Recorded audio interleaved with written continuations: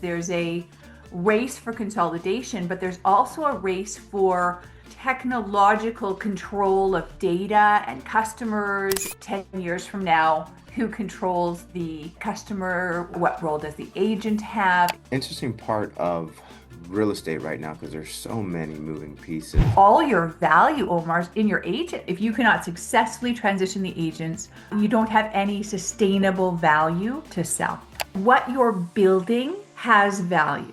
Nobody wants to face the reality that at some point they're not going to be able to continue to run their business. Life is just too short to be miserable at work. It's not worth the misery for the money.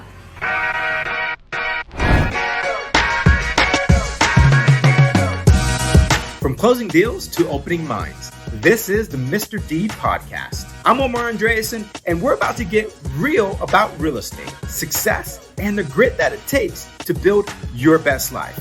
Let's dive on in.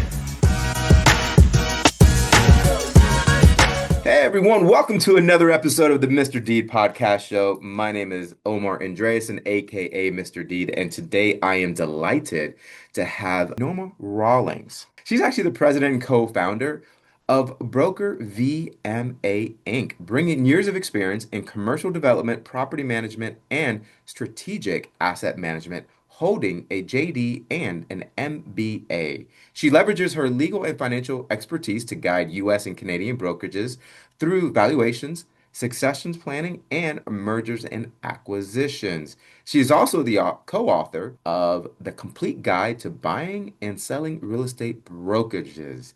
So, Norma, thank you so much for being on the show. My pleasure. So I have to ask, if you are the co-author of The Complete Guide to Buying and Selling Real Estate Brokerages, did they reach out to you whenever Real acquired Remax? No, they did not, shockingly, Omar, nor did Compass reach out to us when they were buying anywhere. I We was tend just about to to say uh, that. we tend to be a bit of a boutique, a little bit below that part of the market. And frankly, given the complexity of those two deals, I'm okay with that. Don't blame you at all. Well, everyone now is like, okay, so Remax just got bought up, and I'm already hearing things on the sideline like, well, we know who's next. We think we know who's next, and it might be KW. I guess we'll find out. Yeah, it's a very interesting landscape right now Mm, because there's a race for consolidation, but there's also a race for technological control of data and customers and lots of chatter about 10 years from now, who controls the customer, what role does the agent have? There's a lot of disruption right now, I would say. So we have a number of Remax brokers who are clients of ours, and I have to give them credit. On Monday, Omar, they were shaken mm. and anxious. And God bless that entrepreneurial spirit. By Wednesday, they were all looking for how to create an advantage or an opportunity out of it. So I applauded them. I said, I love that entrepreneurial attitude of, okay, there's a change, there's a challenge. How do I then turn that into some sort of opportunity for me and my agents? And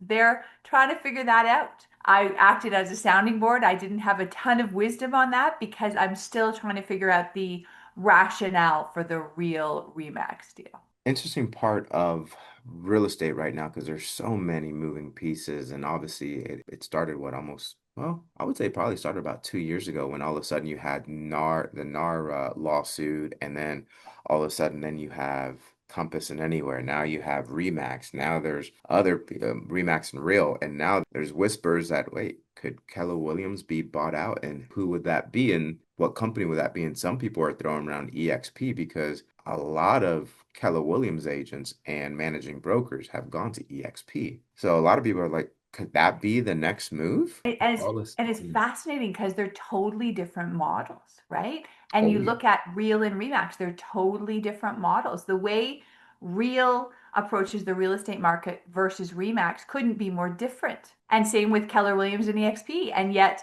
somehow there's a synergy that the leaders of the companies potentially see. And as I say, it'll be very interesting to see how it rolls out and what the implications are on the ground. Ultimately, you worry about how it impacts agents and how it impacts the homeowner. We will see. Yeah, interesting landscaping going on right now. All right, so I digress. I kind of threw that in there just to get your expertise, really, and just to see what you would say about it and to see if you were a part of any of the acquisitions. As I say, it's a bit above my pay grade, but fascinating landscape. And it speaks to what we're seeing at our level, which is a lot of scale. So people who have 100 agents want 150. People who have 400 agents want 600 agents.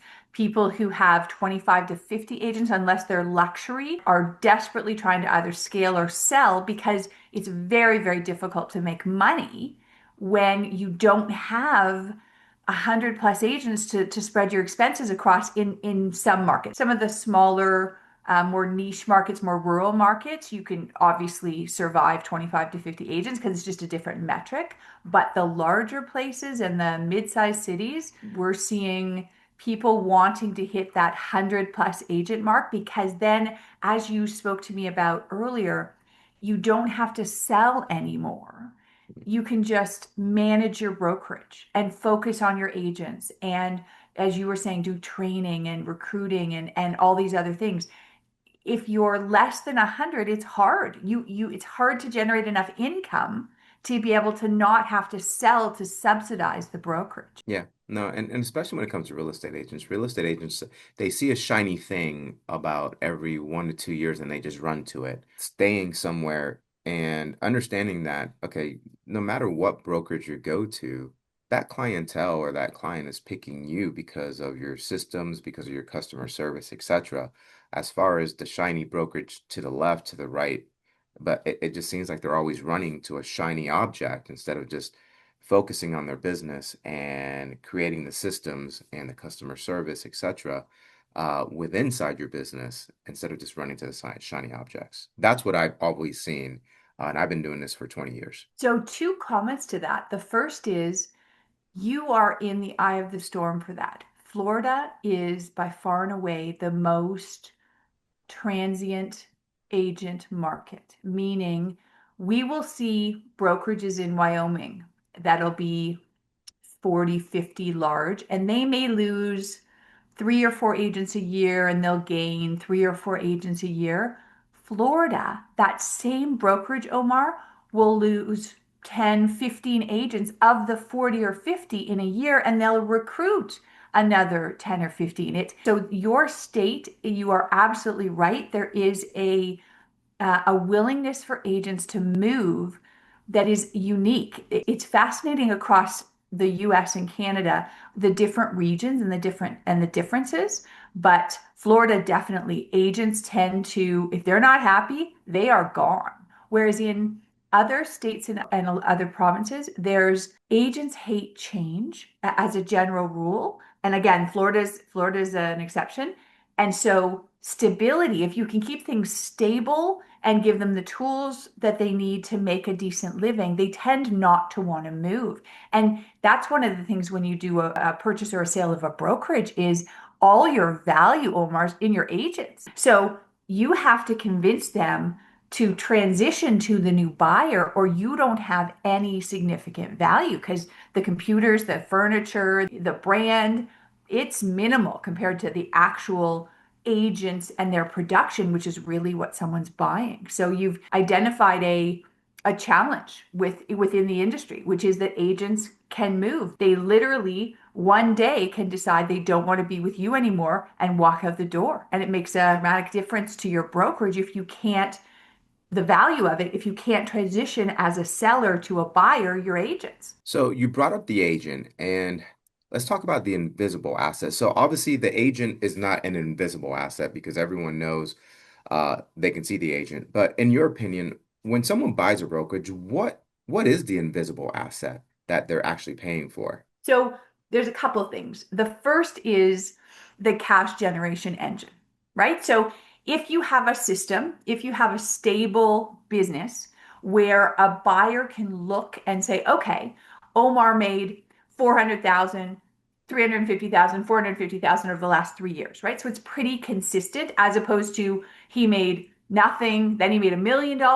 Then he made 500,000. That's harder to sort of predict. So a cash prediction engine is one tremendous asset of a brokerage because then as a buyer, you're looking and you're saying, okay, there's repeatability of cash. And that's really what you're buying. You're buying the future stream of cash that the brokerage is going to create for you. So that's one invisible asset. The second is the ability of the brokerage to run without the owner constantly babysitting or sort of being hands-on involved. So the more systems you have in place, the more the process is automated and simple for the agents to use, and it's not like every 5 minutes you're getting a call from an agent saying, what about this? What about that? What about this? It's more about working on your business instead of in your business. That piece is valuable to a buyer because, again,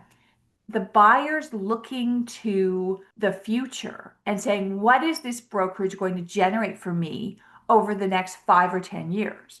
And if there's systems and processes in place that make things less reliant on the specific person selling, that's an invisible asset of a brokerage. It makes it more valuable.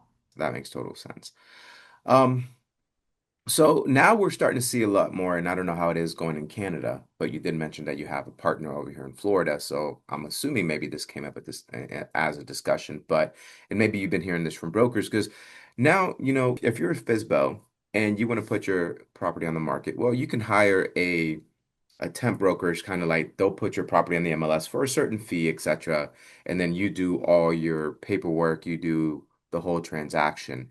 As far as when you're speaking to a client representing a brokerage that is trying to maybe purchase something else or even sell within their business, do you see like a lot of brokers actually warn clients against FISBOs? So Yes, yeah, and why is that? for for sure. It's the same reason that we don't recommend brokers sell their own businesses, right? It's you Hmm. have no objectivity. You haven't done it before.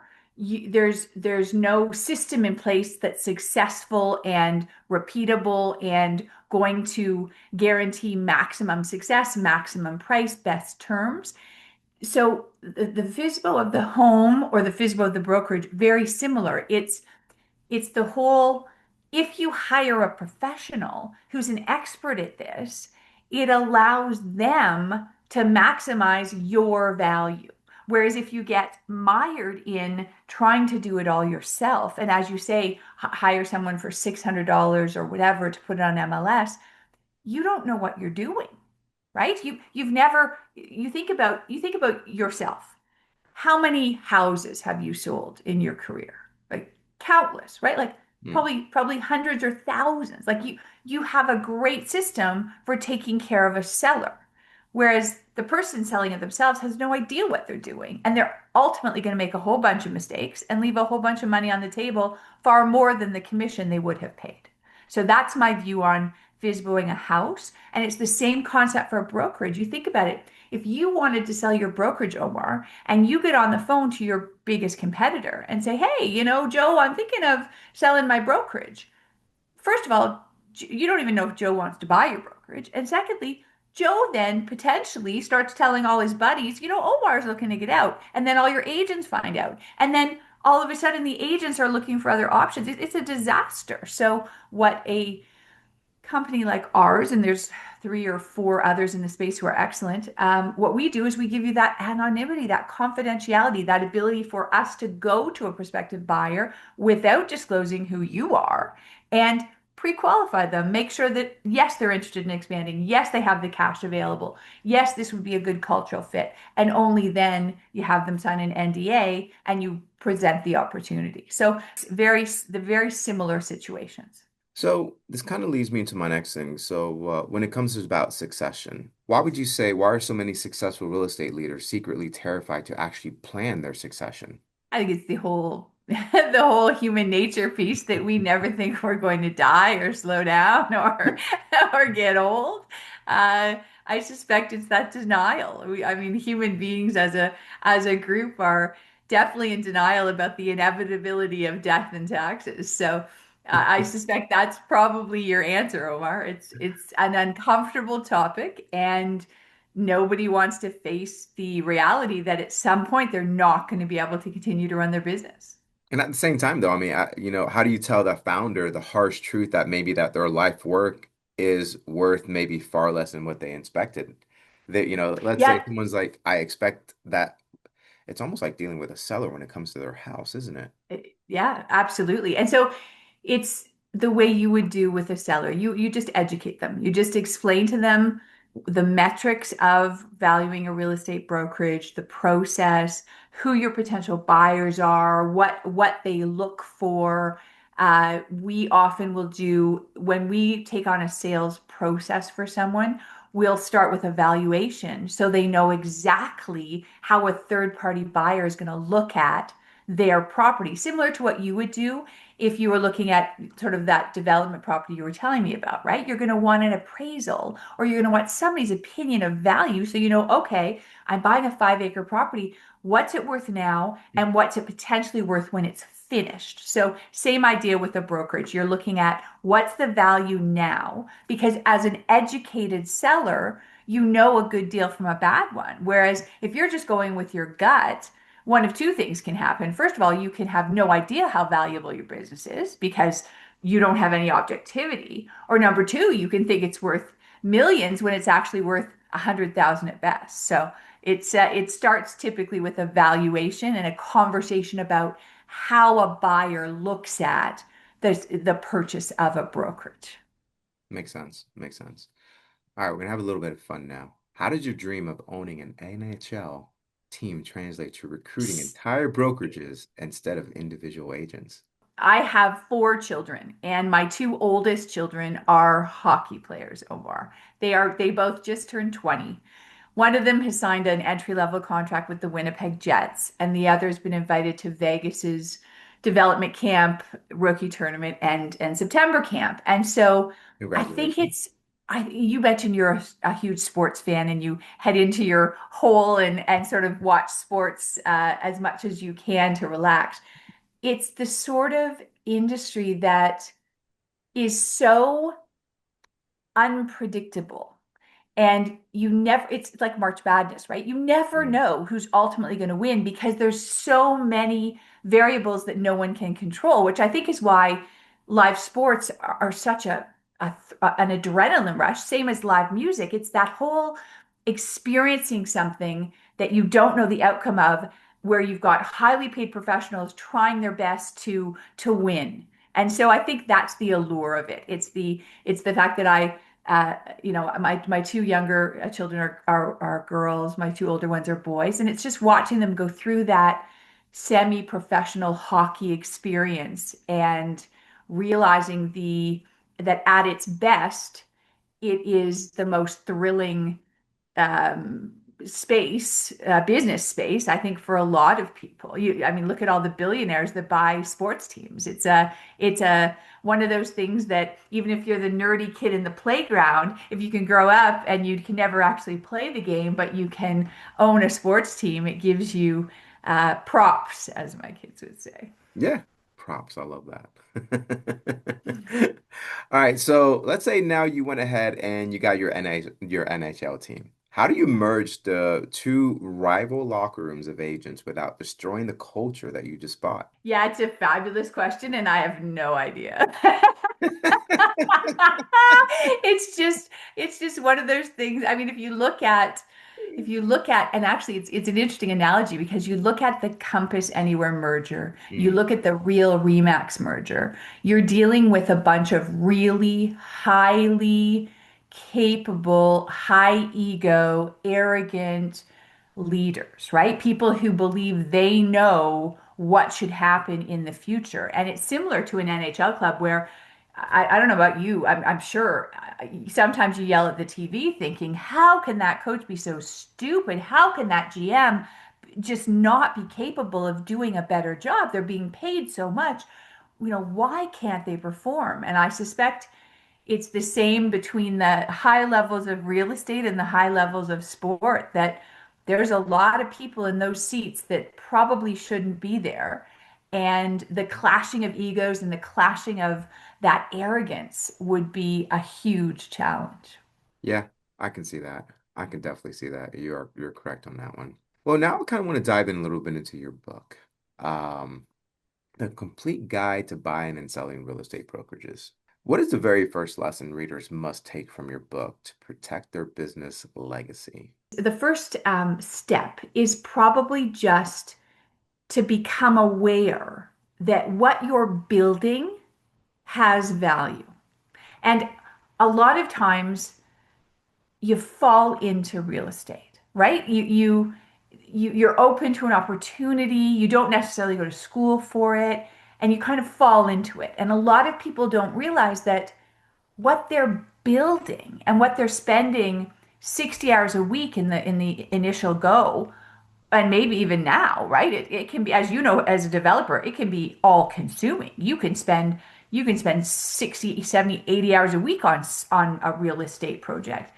That it has some value, and that if you understand what drives that value, you can create a business that is saleable and that will provide you with money in exchange for all your effort, in addition to a continuation of your legacy. So I would say that's the first step, is just that awareness piece of what I've got, what I've built has value to somebody else.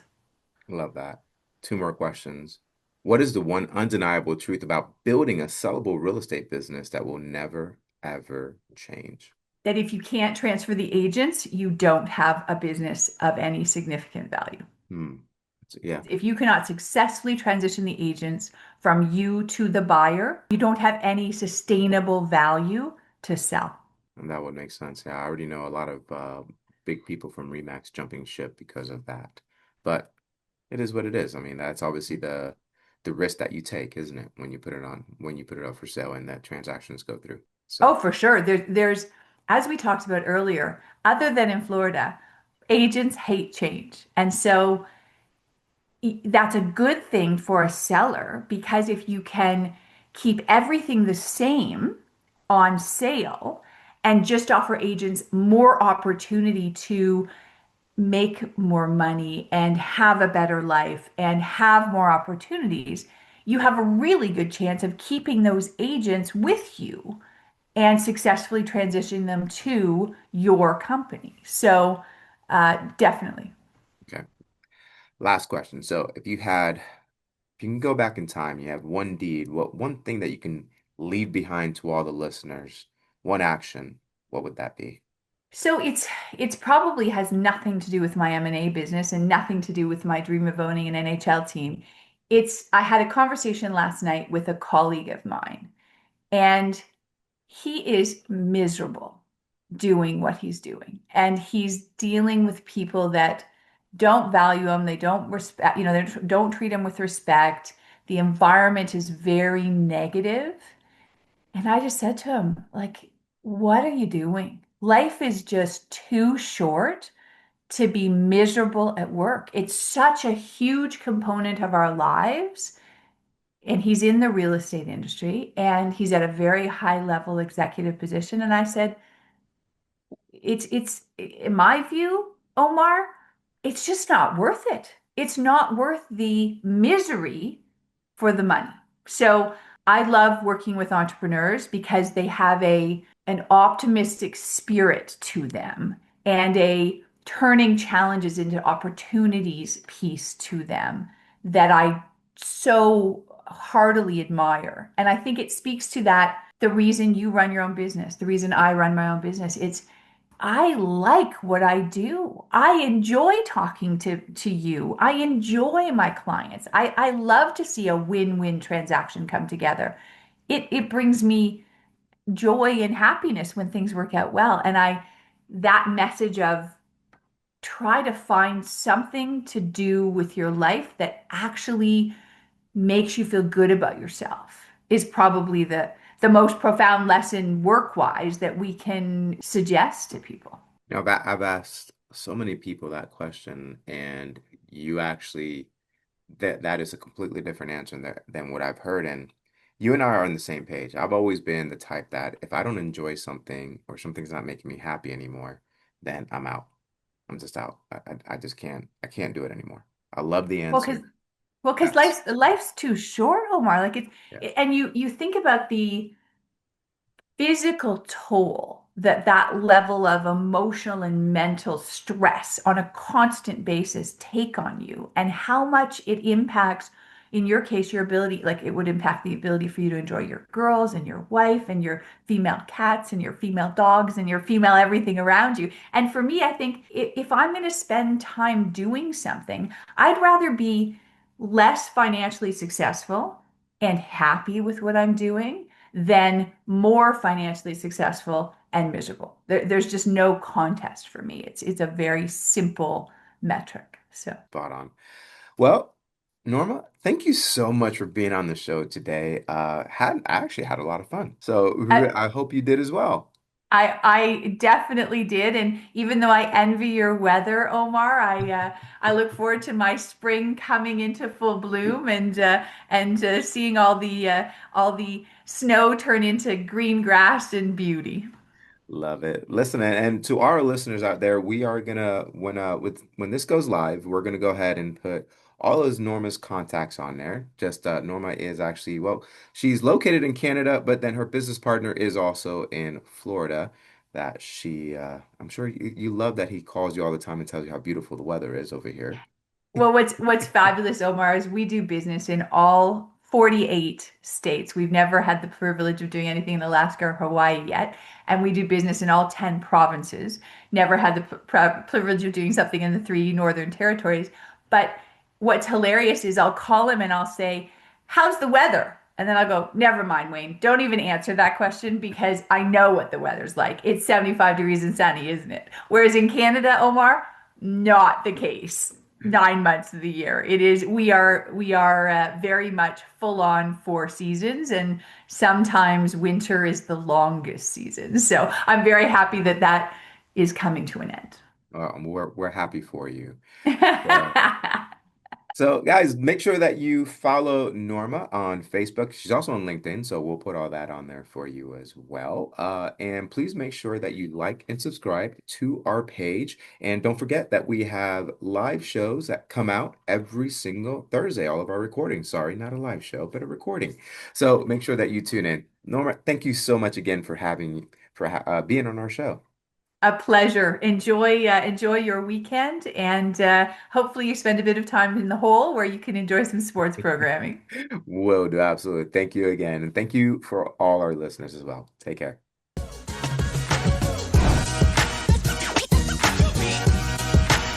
This is Omar Andreasen signing off and reminding you that success in real estate and in life is built one deed at a time. Until next time, keep it real, stay sharp, and don't forget to give life a big whammo and keep moving forward.